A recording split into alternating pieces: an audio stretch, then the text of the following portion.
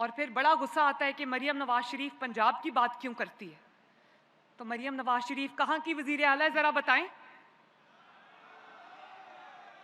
पंजाब की वजीर आला है। और अगर मरियम नवाज शरीफ पंजाब की बात नहीं करेगी तो कौन आके पंजाब की बात करेगा?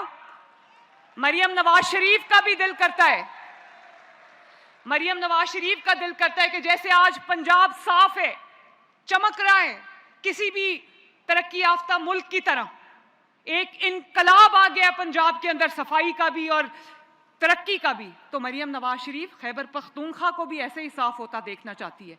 मरियम नवाज शरीफ बलोचिस्तान को भी इतना ही साफ देखना चाहती है। मरियम नवाज शरीफ सिंध को भी इतना ही साफ देखना चाहती है। सबको पैसे बहुत मिलते हैं, तो अपनी अपनी हुकूमतों से सवाल करो। अगर आपकी सड़क टूटी हुई है तो हुकूमत से सवाल करो।